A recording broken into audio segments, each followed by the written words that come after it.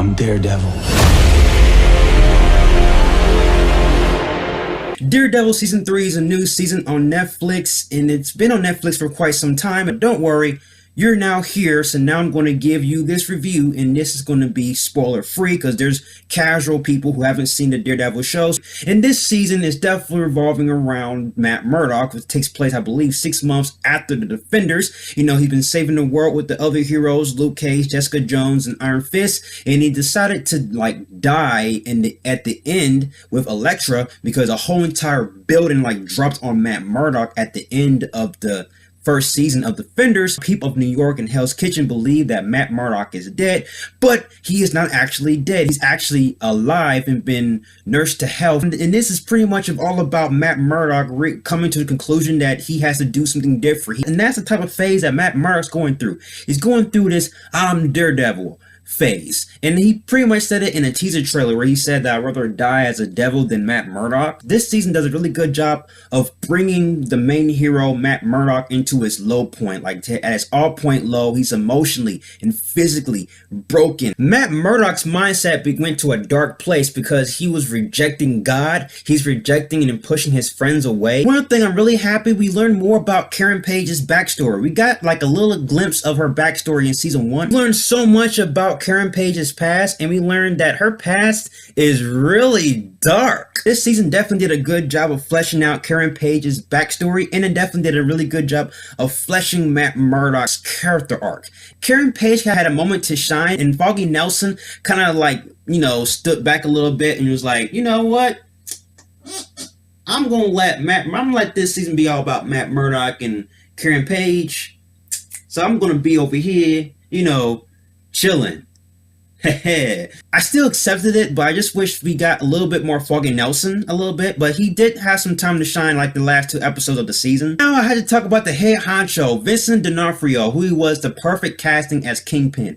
Kingpin in this season is definitely one of the best MCU villains of all time. And also he refers to himself as the Kingpin. It's the first season where he actually goes by that name. In this season, you actually feel like he's actually a Kingpin. He has the whole entire Hell's Kitchen in the palm of his hand. Kingpin was a force to reckon with because every single plan he had a contingency plan over a contingency plan, and if that contingency plan doesn't work, he has another contingency plan. His contingency plans was on an OP level. Basically, you're just watching this season where one man has to go through hordes of corruption just to get to Wilson Fisk, aka Kingpin, and there's this great battle between one man versus Kingpin for the ownership of Hell's Kitchen. Wilson Fisk's presence alone is just imposing and intimidating. Even when you don't really see Kingpin on screen physically, you can still feel his presence, and you can feel the weight of his influence just bearing on each character that's secretly working for Kingpin. And it's so frustrating that it's good.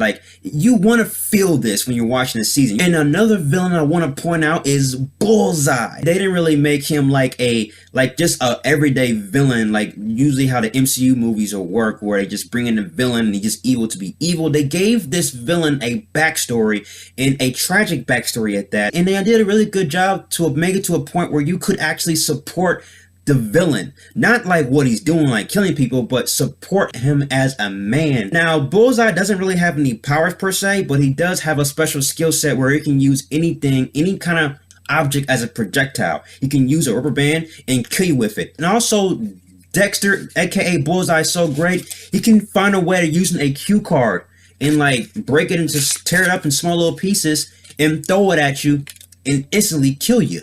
And they recreated the hallway scene, but they made it longer and much more badass. But first season, he had the black suit. And this season, season 3, it was Matt Murdock without the suit. And he had to fight through hordes of thugs. And it was just one of the most breathtaking experiences you'll ever see in the Daredevil show. There wasn't a lot of cuts in that fight sequences, and that's one of the best things that you can watch. He's have the camera follow the actor while he's executing the movements and going through hordes of thugs. The whole entire fight scene was one take, no cuts, no edits. That's one of the best things about filmmaking right there. This season paid homage to the iconic comic book storyline Born Again. That's all about Daredevil being at his lowest point and he has to rise up and become Daredevil once again. That's exactly what this season was all about, him being at his low point and rising up to become Daredevil again. And he doesn't really have his iconic red suit that he usually had in season 1. At the end of season 1,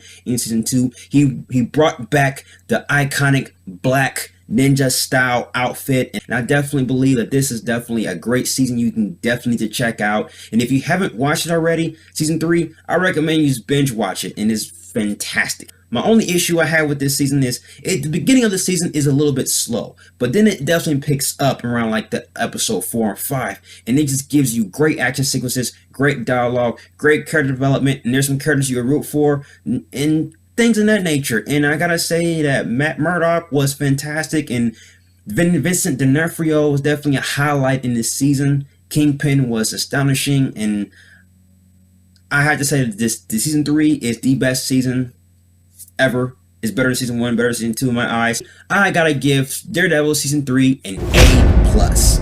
Alright guys, have you seen Daredevil season 3? What are your thoughts? Comment below and let's talk about it. And I'll see you guys in the next review. And if you like everything you see and you agree, click right here. Join me in the Batman family. I'll have more Batman-tastic reviews in the way. You have been warned. Till then, ciao.